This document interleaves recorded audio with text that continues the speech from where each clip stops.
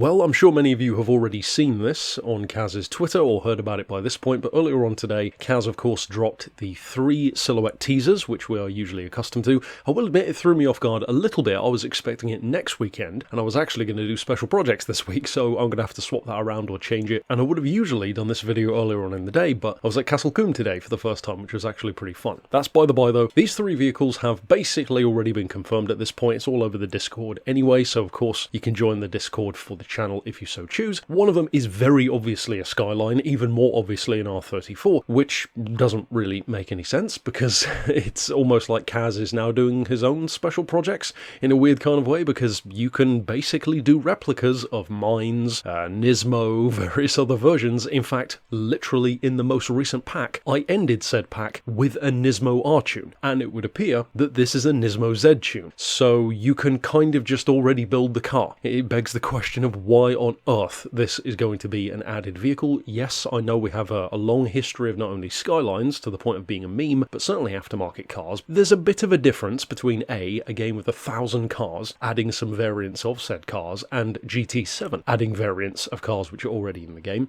And more importantly, in the older games, the variants felt like they really were worlds apart. A Carbon R Amuse Skyline, for example, was hardly the same thing as an R34 Spec Neu. The second vehicle is probably, to be honest, going to be the standout in terms of actually being both genuinely new and at least semi-interesting for most people. It's fairly obviously a K car. It's apparently what seems to be a Honda N1.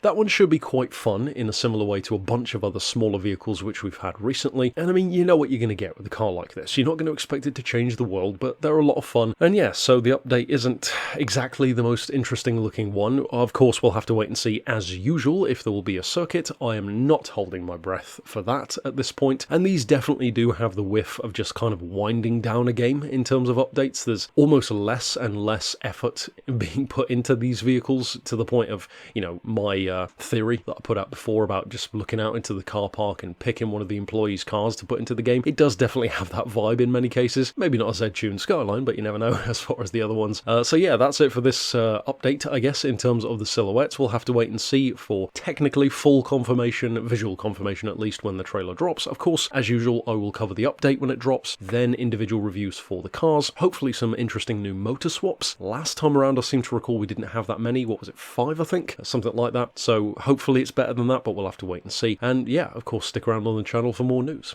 Oh, and there's a Nissan Qashqai in there as well.